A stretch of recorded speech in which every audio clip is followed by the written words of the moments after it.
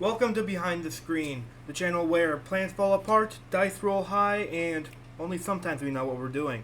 I am Talon, your Dungeon Master for today, and let's get right into today's video. So, if you guys have not seen my previous video, I am a first-time DM. I am currently DMing my first ever campaign, the Shattered Star campaign, that has been running on for about 10 months now.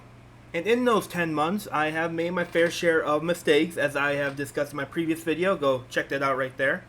While I did tell you guys what to do as a DM, I just wanted to share what my experiences have been of times that I had panicked as a dungeon master. So, grab some popcorn and let's get right into it. So starting off with number one, this happened kind of recently. It was about a month and a half ago-ish, and my players had just gathered all 5 shards. The shards that they needed to seal away Shalthun, this divine god that's going to be the kind of big evil bad in the campaign. And when they had gotten all 5, one of my players just realized they had a spell called Legend Lore, where pretty much anything that you can see, you learn pretty much the entirety of its lore. Whether it's a creature, an object, an artifact, whatever it may be. Quick kitty cam. And I'm not gonna lie, I kind of freaked out. I did not have any time to prepare for it, and I had to ramble off the entirety of the shard's lore off of the cuff. And I will say, I am pretty proud of myself. I do think I did pretty good. I don't think my players really knew that this was all just coming out of my brain. But, yeah, it was just one of those things where I had no idea what to do. I did not have...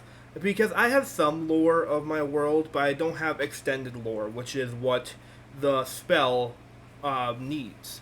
Thankfully, we made through it. They know all the lore. I did not write any of it down, but my player did. So... Yay! And then that does move us on to number 2, where one of my players has been very interesting, to say the very least. I mentioned him in my other video, but he is an elf wizard, and he's very mischievous, and he has been doing rituals to gain himself more power. And because of those rituals, he needed new abilities, and I needed to come up with those abilities, right away. I did not have any time to think about it. I ended up that spells did an extra, I think it was 1d8 necrotic. I had just these 4 abilities that he gained. Another thing, I might as well lump this into number 2 as well, is that he wanted to make a wand. He made a wand out of a special crystal that was in this dungeon that I had made. And he had done a bunch of good checks to make this wand, and I had to come up with what the wand did right away. And while I'm telling you guys this, just so you know, if you can't think of something on the fly, don't worry about it. Because, again, especially if you're a new DM, coming up with stuff on the fly is really hard. So just tell your players, oh, just give me 1 second, I need to look at something. 99% of the time, they'll be like, oh yeah, sure, no problem. 99% of players are lenient like that. But for me, at the time, I did not know that. So I had to pretty much be like, you do this, this, and this. And that was that. And that does move us on to number 3, and this is actually kind of something that is a bit outside of game. So when I first started the campaign, I had 5 total players, and one of them was a bit more of a nuisance to the others. He was just talking over me, he was talking over other players, he was just being an overall problem player in general. And unfortunately that will happen as a DM. You will have players like that who just have complete main character energy, or just are solely focused on themselves and their single player story as opposed to including everyone else. But as a new DM, I did not know what to do. So it took, I think it was 3 of the others telling me that he needs to go, that they're sick of him, before I eventually did have to talk to him and let him know that he was not welcome at the table anymore. And I will say that was probably one of the most tough things I've had to do, because he had a lot of mental issues, and it was just really hard for me personally to kind of let him know, hey, I'm sorry, but this has been going on for a long time, and you need to leave, I'm sorry. It was kind of like the equivalent of if I was the manager at a Taco Bell and I fired a man for not doing his job correctly. Now, will that happen to you? Probably not, where you have to do that, but you do have to be kind of prepared in case you do, because I was not prepared, and I was just like, okay, I'm just going to say all this stuff, and hopefully he's not mad. Which he wasn't mad, thankfully. He was actually, super apologetic, and he left, without much incident. But that brings us to our second problem character. And I don't really want to call him a problem character because he was really kind and stuff like that. It was just he was very upset when I had kicked that other problem player out. Which honestly, like looking back on it, it did kind of I could have done a lot of things differently to handle the situation better. But he got really mad, and when I invited a new player who was playing a sorcerer, which he was also playing, that's when he quit. He sent me a long message on Discord of the things that he didn't like and why he was upset, and he did not want to play anymore because he wasn't having any more fun. And I'm not gonna lie, that did really hurt because, again, I'm a new DM. I have fragile feelings. But I did talk to another player and talk with them about what I should do. So I did get another new player. So we still have 5, but with 3 of them that have been there since the beginning and 2 that are new. And ever since then, everything's been running smoothly. It seems like everyone is having a lot of fun. Because, again, that's the DM's job, is make sure everyone has fun and everyone loves the story that you made.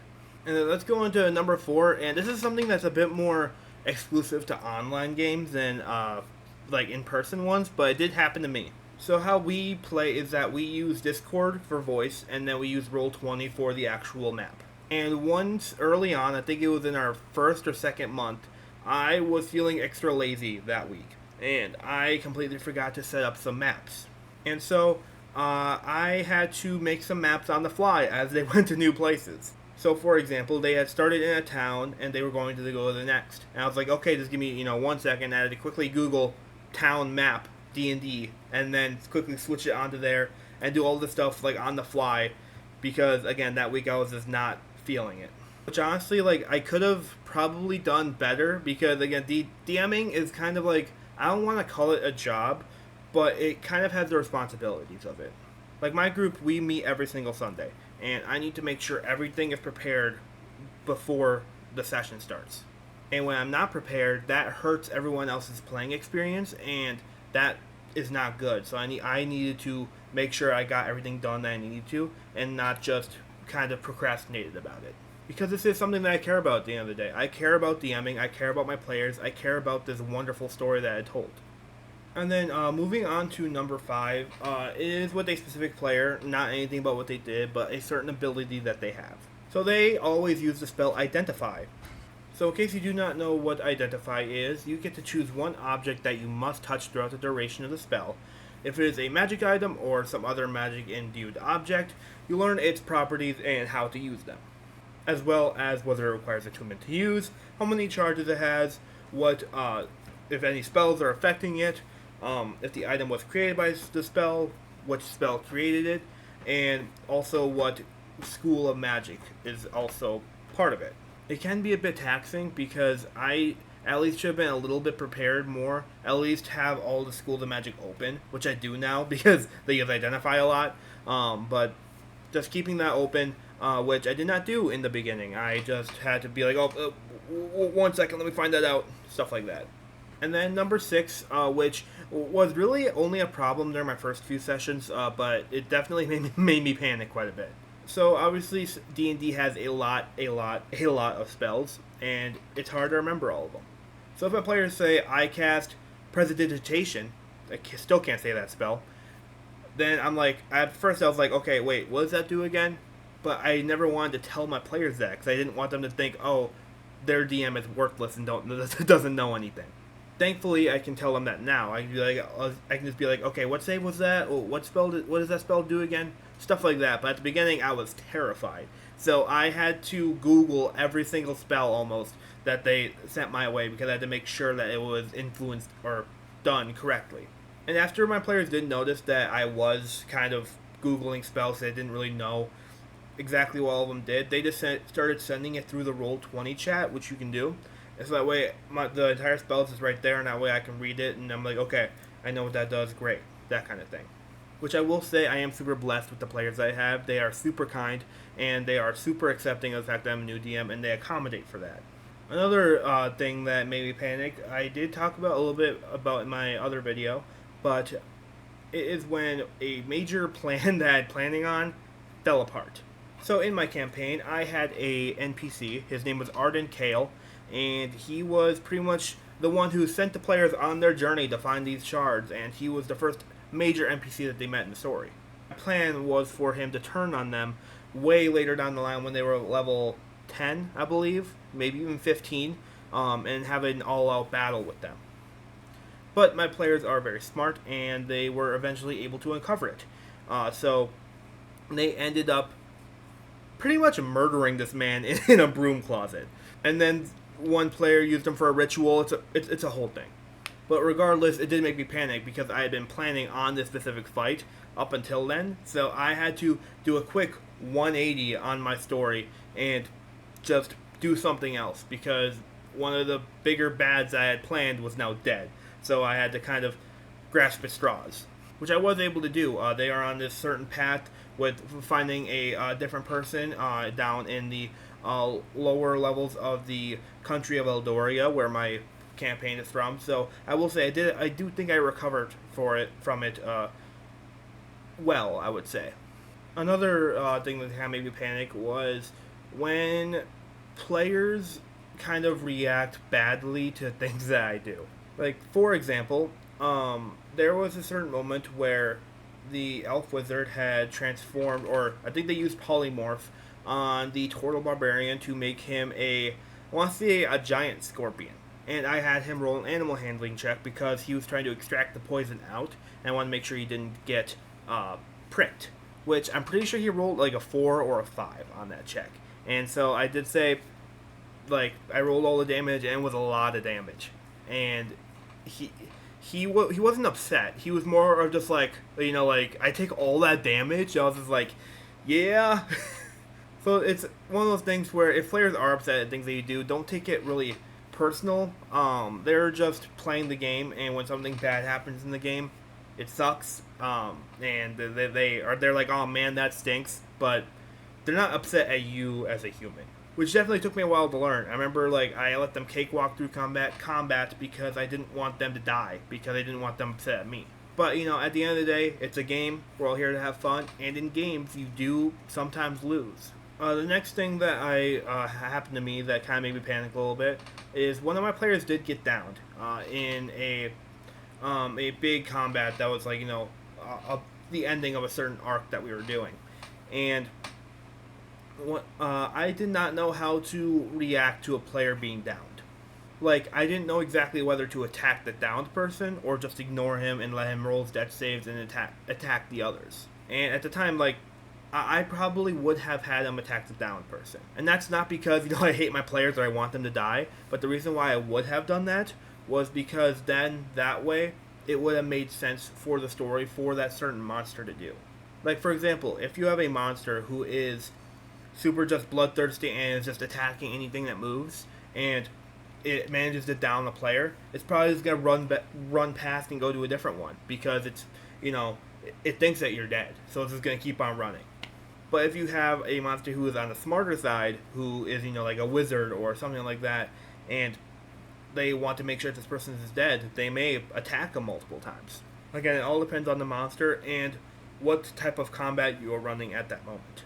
And then finally, the final one that I have for you guys today, it was actually before the campaign even started.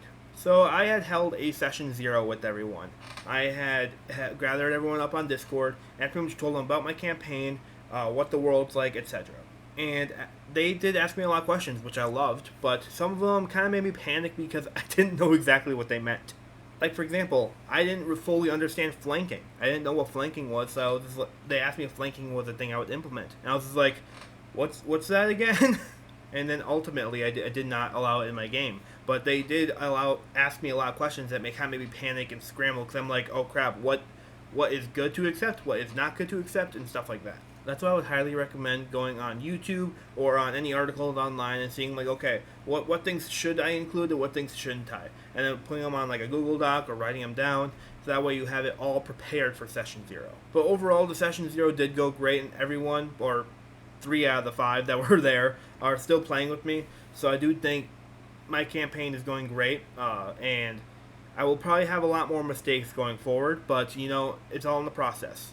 And that is where I'm going to wrap up today's video. Thank you so much for watching. If you haven't already, be sure to go down there, hit that subscribe button, hit that notification bell, and hit that like button so I know that you enjoyed the video. And as always, I am the DM Talon, and it's behind the screen, signing off.